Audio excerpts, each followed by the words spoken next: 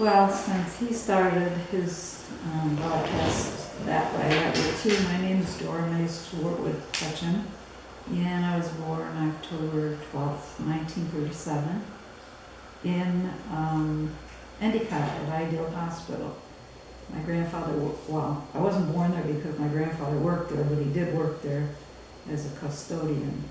And they used this new anesthesia on my mother, knew at the time it was called twilight sleep, and they gave her too much. And all of a sudden my grandfather was on the elevator and they hear them, paging my mother's doctor.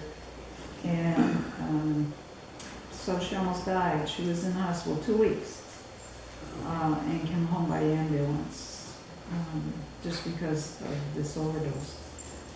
So anyway, we lived in a little house, behind a little house. Aunt Gladys and Uncle Ted had a little house out in front on the street with a little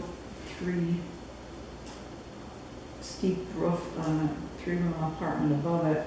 And then behind them was a 2-car garage, and in the back of the garage was this 4-room apartment. And that's where we lived. I'm not sure that that's where they lived when I was born or not, but that's where I remember living first. And we lived there until 1947. On July 4th, we were sleeping. It was the middle of the night. And my mom and dad's bedroom was close to the garage. And they smelled smoke. They smelled smoke, and in fact, the garage was on fire. And so my mother, instead of coming and waking us up and getting us out of the house, my sister and I both woke up simultaneously, I guess, to hear my mom on the phone with the fire department, calling the fire department that her house is on fire. You had a phone? Thank God. Anyway, hopefully today everybody knows first you get everybody out of the house. So we all, got out, but everything we owned was smoke damaged or water damaged, and the car that we had was ruined, and my dad didn't leave insurance. So anyway, at that point there was commercial type building being built 2 houses up towards Main Street on Oakdale Road, and the bottom was to be commercial and the second floor was to be 2 4-room apartments.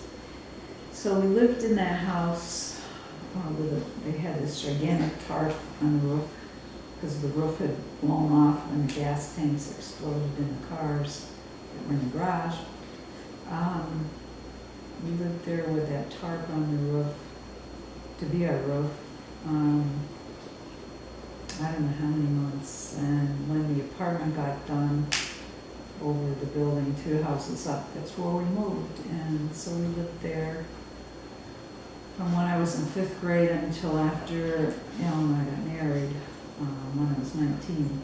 9 years I lived there. During that time, my sister got married. My dad got real sick, fell and broke his hip at work, and while he was being hospitalized for that, he got the DTs. He was an alcoholic. And in his ranting and raving from that, he got his voice hoarse, and it never went back to normal. So his hip doctors kept saying, you need to go get this throat checked, but my dad didn't believe in doctors' insurance or anything like that. Finally, the hip doctor made the appointment with the throat doctor, and he went to him in May 1954, and they sent him up to Roswell, and he had 3 surgeries, the largest one of which they removed his voice box. So he no longer spoke. You had cancer, right?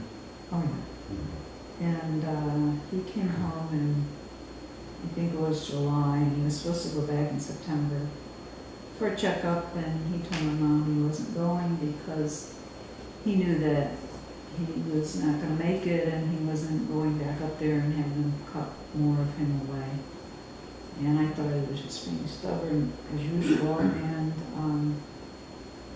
at 16 I just didn't have a lot of compassion at that point toward him.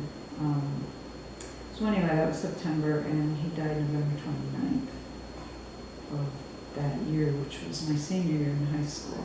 And by then I had turned 17 by November. So anyway, my mom and I lived in that apartment, and then she was at work when he came home from service, and he was in school. So we lived with her for about 3 months because I was the only one that was working. And, I didn't want to move out and leave her with no income. She was going to, which was really brave of her back then.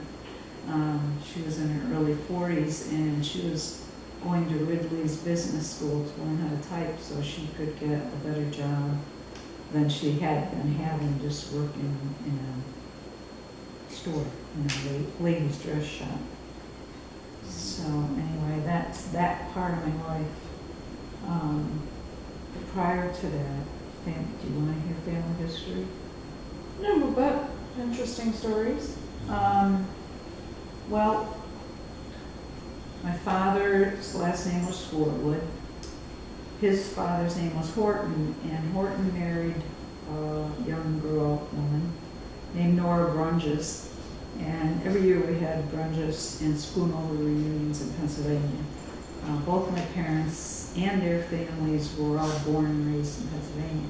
So anyway, one year at the Brunges reunion, after you were born, Michelle was born even, this man came, Brunges, from Chicago, and he had traced back the family tree.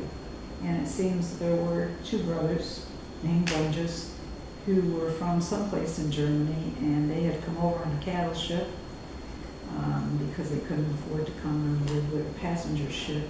And when they got to New York, where they landed, the one brother headed up to Connecticut, and our branch of the Brungeses, he headed down to Pennsylvania and worked on a farm, and he was really smart because he married the farmer's daughter and ended up getting the farm.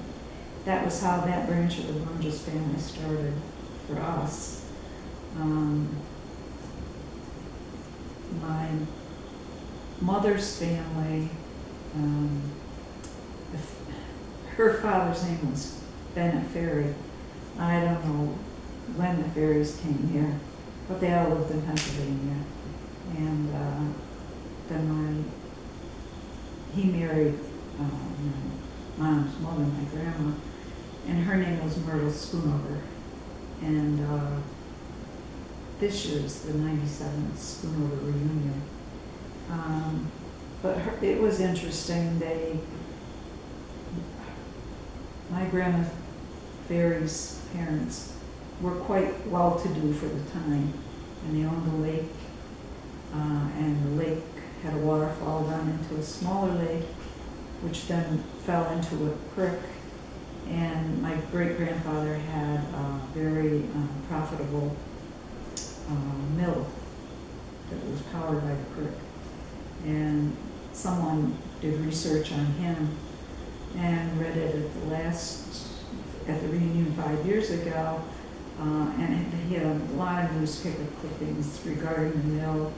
And my great-grandfather was in politics, and he was considered very successful, and people would come from all over because he ground the flour so especially. Anyway, they had 13 children, 11 survived to live. So it's a huge, enormous family.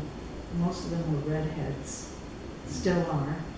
If you go to a Schoonover reunion, they'll be mostly redheads.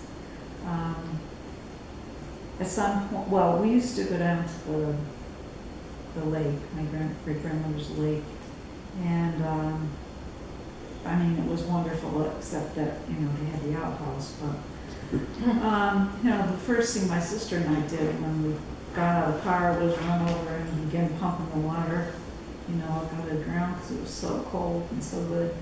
But by then, they actually had running cold water in the house. And in fact, they even had a bathroom with a bathtub in the house, but it wasn't usable. We didn't have enough water to, it was on the second floor to make it function. Anyway, when I was a child, there were 3 cottages down near the lake. And one of them, my great-grandma, because my great-grandfather had died relatively young, my great-grandma and the one daughter who hadn't married, opened up the front of one of the cottages as a store for the fishermen who came and rented boats to go out fishing. And they sold penny candy and things like that. So that was a big treat if we were staying at great-grandma's house. You know, we did a little walk across the road to the lake and go, you know, buy candy from them. And they had big pretzel rods and jars, etc. But when they didn't have that open, then they let us stay in the cottage. And we could, you know, we would go down for a whole week. And again, the problem was the outhouse. And that's where we got our first dog, Bowser. Someone had dropped her off there, and she made herself a home underneath the overturned boats in the winter, and was fed by charitable fishermen. And we got down there and we brought her back to New York with us. And Where was the lake? Centermoreland, Pennsylvania. It was originally called Perrin's Marsh. And Perrin's Marsh was actually like a location of its own. But when my great-grandfather acquired it, they renamed it Swindler's Lake or Pond or whatever. And sadly, when my aunt got too old to stay in the house, she moved into town, and at that point they sold the lake and all the land around it, and now it's all built up with houses, and they're really sad to go back.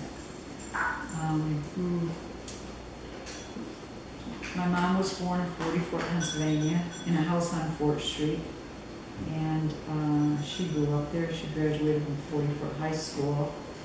And my dad only went through 8th grade because he was a farm boy.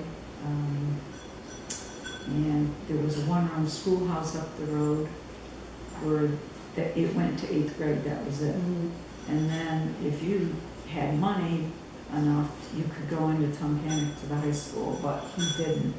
And his father needed him to work on a farm. So he had an 8th grade education. And for some reason, but when my sister was 6, because they had no kindergarten in that school, we were living at that farm in Pennsylvania. I don't really know why, and there's nobody to ask now, but my sister didn't go to kindergarten. In fact, she started school in the same one-room schoolhouse where my dad went. And now it's a pretty house. Somebody has converted it into a house, and it's a really cool-looking building. Anyway, by the time I was 4 and ready to start kindergarten, we were living back in Johnson City. And I went to Westover School, and I went to see Fred for a year like he did. Then I went to the high school. And I had planned to be a nurse, and in 9th grade I was taking the appropriate courses for that. And then that summer my mom said, we can't afford for you to go to nursing school, so you really better get in a business course so that you can get a job when you get out of school. Which turned out well, considering that my father had died a long time. Pause.